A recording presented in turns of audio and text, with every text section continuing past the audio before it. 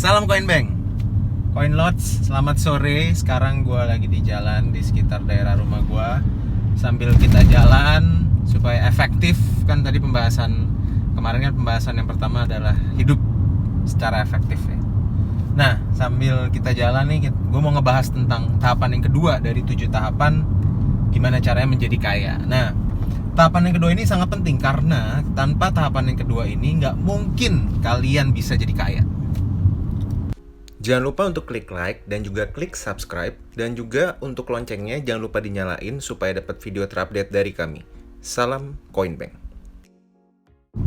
Nah, tahapan yang kedua ini adalah berhubungan dengan cara kita menghasilkan income. Jadi, kalau menurut gue pribadi, lu mau lulus S1, S2, S3, S4 kalau ada gitu ya, SMA, menurut gue korelasi antara pendidikan dengan kemampuan untuk menghasilkan income itu tidak berkorelasi secara langsung atau tidak direct. Jadi tahapan yang kedua ini adalah kemampuan untuk menghasilkan income yang besar atau highly income skill. Nah, ternyata tahapan yang kedua ini sangat penting karena tanpa tahapan yang kedua, kalau kita cuma hidup secara efektif dengan tahapan yang pertama, kita juga tidak akan bisa menjadi kaya. Perlu ada tahapan yang kedua ini. Nah, maksudnya apa sih highly income skill ini? Banyak orang berpikir, oh berarti gue harus S1 dong, harus S2 dong, atau harus sekolah tinggi, atau harus belajar skill-skill yang aneh-aneh gitu yang bisa masuk Got Talent gitu ya. Enggak kayak gitu. Highly income skill tuh enggak harus skill lu itu kayak mujizat gitu. Maksudnya kayak bisa salto gitu, bukan. Cuman gimana caranya lu punya skill untuk bisa menghasilkan income yang tinggi. Contohnya apa? Contohnya gini ya, gue ambil yang susah dulu. Contohnya kita mau bekerja di kantor gitu. Bekerja di kantor pun kita bisa mendapatkan kesempatan untuk membuktikan skill kita atau highly income skill dengan cara apa? Dengan cara menjadi direksi. Contohnya seperti Wisnu Tama ya, contohnya. Atau beberapa direktur-direktur lainnya, mereka punya ya Bapak Menteri kita lah ya, Bapak Wisnu Tama yang sekarang sudah jadi menteri ya, dulunya direktur.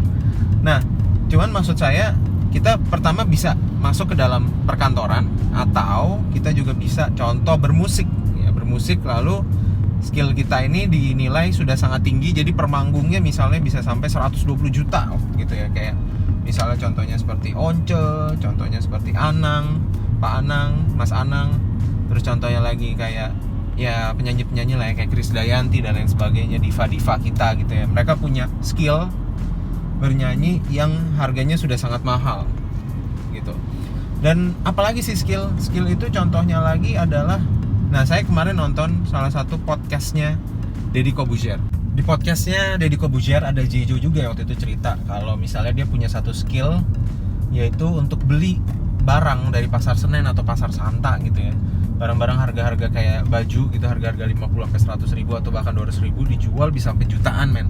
Dan orang yang beli itu nggak cuma di Indonesia, bisa sampai luar negeri juga yang beli gitu loh. Jadi basically skill itu macam-macam, ada skill dagang, ada skill make up gitu ya, make up artis juga.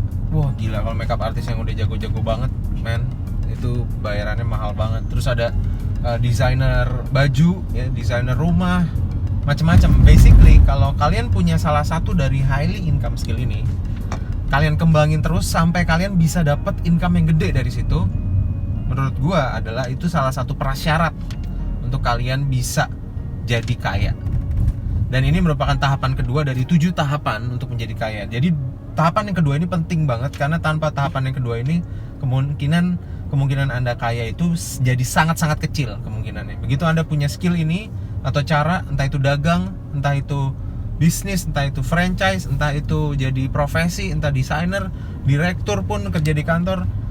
Kalau kalian udah dapat ini, probabilitas kalian kaya langsung jadi sangat-sangat tinggi.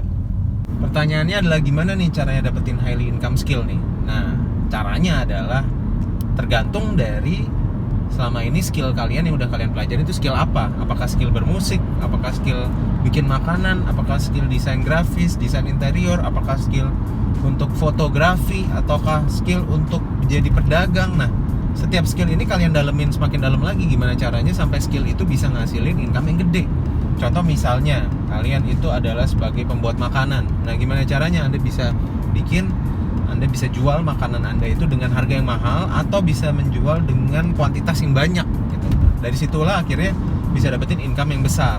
Jadi tahapan yang kedua ini menurut saya pribadi sangat-sangat penting, karena kalau misalnya kita cuma melakukan tahapan yang pertama, yaitu adalah hidup secara efektif, akhirnya kita cuma bisa istilahnya berhemat aja gitu, berhemat, efektif, nggak boros, paling gitu aja. Itu nggak bisa bikin kaya. Yang bisa bikin kaya adalah pada saat Anda bisa punya satu skill yang bisa menghasilkan uang yang besar atau highly income skill.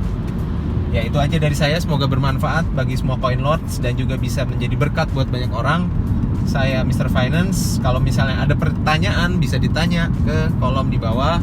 Kalau Anda suka dengan video ini, bisa klik like dan juga bisa subscribe dan juga bisa share ke teman-teman supaya bisa menjadi berkat buat banyak orang. Coin Lords yang belum nonton video tahapan yang pertama dari 7 tahapan menjadi kaya, bisa ditonton dulu tahapan pertamanya supaya nyambung dengan tahapan yang kedua. Jadi bisa benar-benar penuh ilmunya dan juga bisa lengkap ilmunya, jadi bisa tercapai kekayaannya. Itu aja dari saya Mr. Finance. Salam Coin Bank.